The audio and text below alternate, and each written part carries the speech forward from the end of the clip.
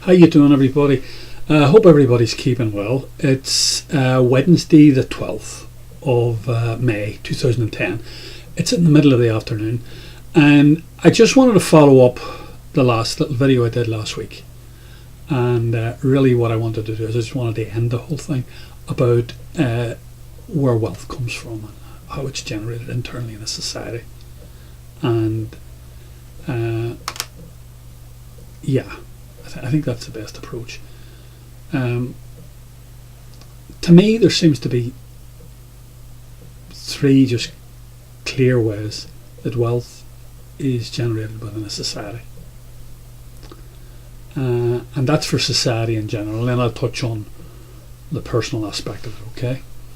But for society at large, the main and the most important from a government's point of view are people who generate wealth through either physical labour, or mental labour, creative energy, or physical energy, in either factories or some sort of a factory process where they take raw materials and they process it some way. That's the physical element of it, and they end up with a finished product, and that finished product is sold outside of the country that they're dealing with. Say in Ireland, say we're talking about Ireland, we have a factory inside Ireland, and it sells half of what it produces externally. That is the production of real wealth. Now, as I say, it can do that in a factory complex with physical energy and physical labour, or it can do it intellectually. It could process something intellectually and add value to it. If you think about it. But it's in the exporting of the final product and getting money from outside of Ireland, Irish society, and this can apply to any society in the world. It's getting money from outside the society and bringing it back into the society as additional wealth and spreading that wealth around that increases the wealth, the overall wealth of any country. Okay? That's number one. Now, let's say you have the factory in Ireland, and the factory in Ireland, just for simple terms, has these workers, 1,000 workers, and they produce these objects, these final products that are sold externally in the world. That generates real wealth. Then you have wealth that's generated internally by the other 50%. 50% is exported, and 50% is for internal consumption. Now that technically is not real wealth production. All that's happened is value has been added to raw materials, but the money, the service to buy this is already in Irish society and is spinning around. So that's what we're doing. We're just spinning money around. It's the advantage of the government, all right, and the advantage of the state. But in a real sense, it does not add to the real value of Ireland Inc. So that's two methods that we've dealt with. And then the third thing that we do, because the vast bulk of what is produced within any country is just for internal consumption, generally speaking. Maybe not the vast bulk of it, but certainly it's I would think it's about 2/3. It's around 60%, 2/3. It's only about 1/3 or 40% that gets really exported to generate and create real wealth. So that's two that we've dealt with. We've dealt the export element and the internal element that spins the money around inside society. And then we have the third element, and it's the thing that nobody likes really talking about, but it's very important. It's not wealth in a real sense. It's not wealth from an economist's point of view. It's not wealth from an accountant's point of view. But it is wealth. It's social wealth. It's the doctors, the nurses, the teachers, the civil servants, all those people that, what would you call it? They oil society. They make society work. Society's a complex bit of, modern society's a complex bit of business. It's not a simple thing. It's very complex. They're facilitators within society. But indirectly they produce wealth, but it's social wealth. It's not really measurable, the wealth they create. But if I hadn't got them there, society would fall apart. You didn't have police officers, if you didn't have prison officers, if you didn't have psychiatrists and doctors and nurses and teachers and all those sort of people and government officials and all, society would fall apart. We'd collapse. But I don't know, we'd go back 1,000, 1,500 years. People would say that's good. I don't know. I know while it was going on, it wouldn't be quite good. The same people who'd be advocating, be the first people calling stop.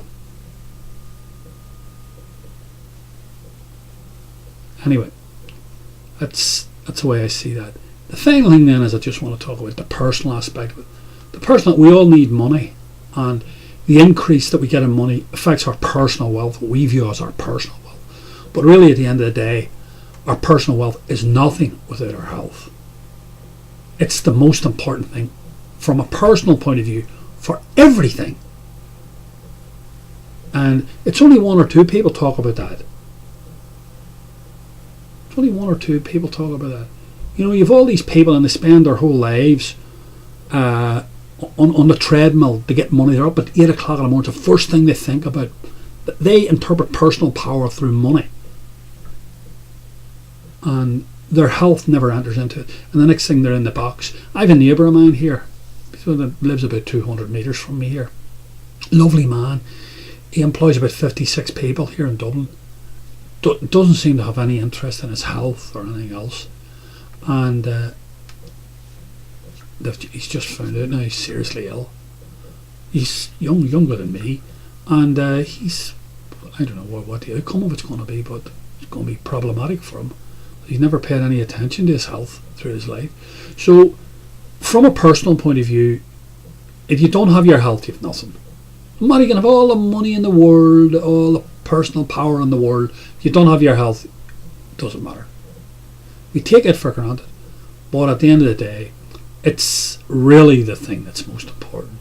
It and your mental well-being. Because I think if you don't have either of those two things, you have nothing.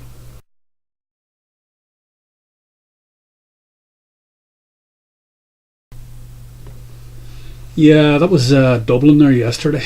That little clip that I put up there, that little photograph there, you can see it. It was a demonstration, a right to work demonstration.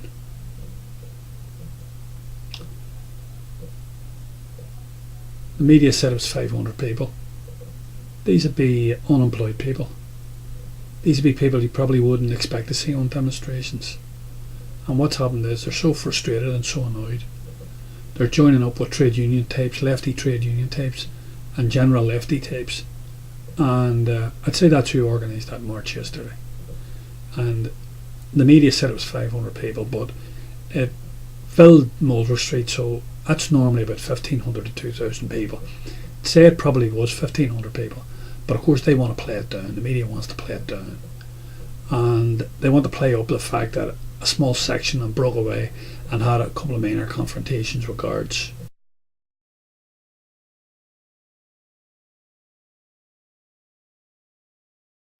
The guards had to draw their batons. So all that's happening is the people are sickened. The ordinary people, anybody who's unemployed, sees no future for themselves or for their family. They're pissed off big time, and they're trying to vent their frustration just by marching. And of course there's going to be some of them, young people especially, who are going to feel that they want to take it up to a different level. And it's only it's a totally minor thing. The papers of course play it up, but we live in extraordinary times, and what's happening is this is the first that I can see, the first real mobilisation, apart from the anti-NAMA demonstrations, that where ordinary people are coming out, and you're going to see more and more and more of this. I think finally the paddies are waking up, and they're getting up off their knees. Let's hope so anyway. Let's hope they keep it dignified. Let's hope they keep it peaceful. But let's hear it. We'll talk more.